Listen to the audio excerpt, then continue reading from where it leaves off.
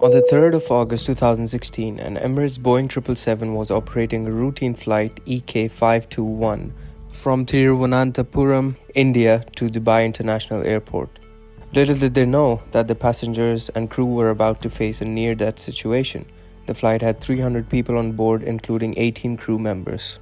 The aircraft involved in the accident, it had accumulated over 58,000 flying hours and completed 13,160 cycles in total. The aircraft departed Thiruvananthapuram at 5:06 UTC. For the flight to Dubai, the captain was designated as the pilot flying, while the co-pilot was the pilot monitoring. The flight across the Indian Ocean was routine, with no abnormalities reported while pressing the subscribe button. Anyhow, jokes apart, there were no unusual events observed, and the flight continued normally. As EK521 approached Dubai, the flight crew received the ATIS information over the radio. This gave the latest meteorological report for Dubai, and crucially, it included a wind shear warning for all runways at the airport. That doesn't sound so good.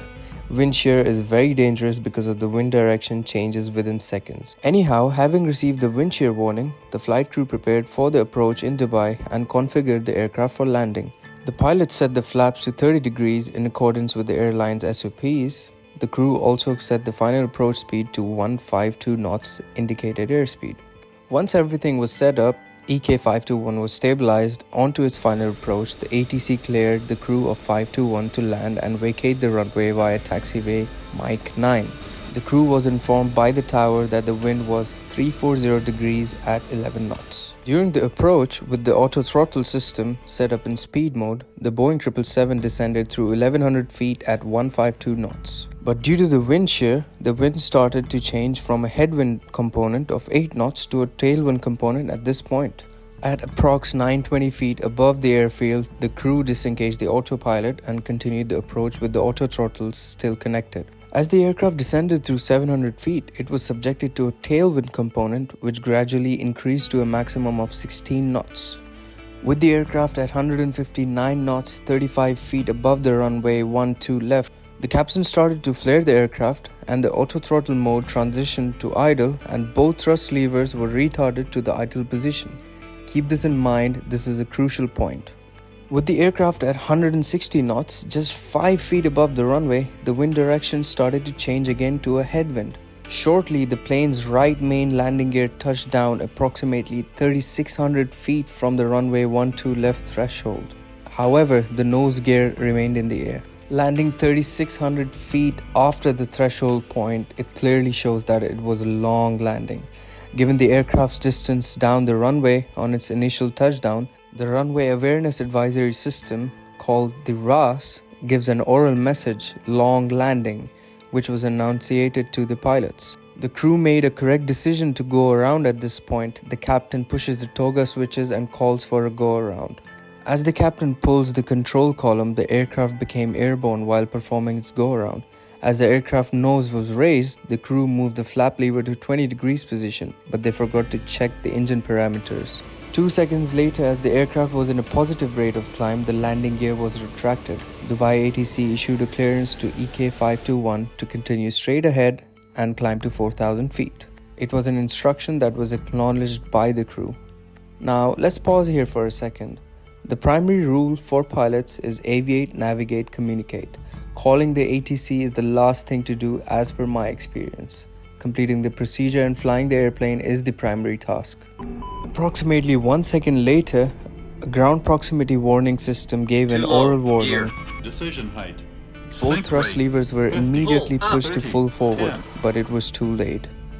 Everyone hears a loud bang, and it had impacted the runway surface. The rear of the aircraft's fuselage impacted the runway at 125 knots with a nose-up pitch angle and a rate of descent of 800 feet per minute. As the 777 slid along the runway, the right side engine separated from the wing and an intense fuel-fed fire was observed in the area of the damaged engine pylon. The The aircraft continued to slide on the runway on the lower fuselage. A second fire then started on the underside of the left engine. With the aircraft eventually coming to rest, the captain transmitted "Mayday, Mayday, Mayday" and informed ATC that the aircraft was being evacuated immediately. The airport's firefighting service arrived at the accident almost immediately within 1 minute of the aircraft coming to rest and immediately started to apply foam to the fires. Meanwhile, crew members and passengers were evacuated using the available escape slides. Although all the passengers and crew members had survived with minor injuries, unfortunately, one of the firefighters lost his life because there was an explosion in the center tank. A full accident investigation was carried out by the General Civil Aviation Authority of UAE, and they published the final report in 2020 January.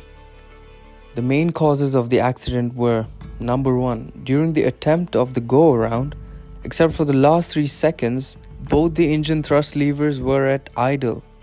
And like I said, the flight crew forgot to check the parameters for the engine during the go-around. Also, the crew was unaware that the auto throttle did not push the throttle levers to toga even though the captain pushed the toga switch. Now you would be thinking, why didn't the toga switches work? So when the captain decided to perform a go-around, his perception was the aircraft was still airborne.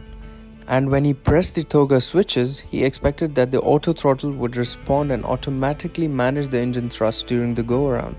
But due to the loss of situation awareness and due to the workload, they were unaware that the aircraft's main landing gear had touched down, which subsequently caused the toga switches not to work.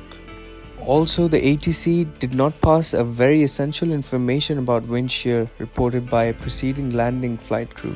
Also, that the 2 preceding flights performed go-arounds after passing over the runway threshold. If they had this information, they would have been more likely prepared.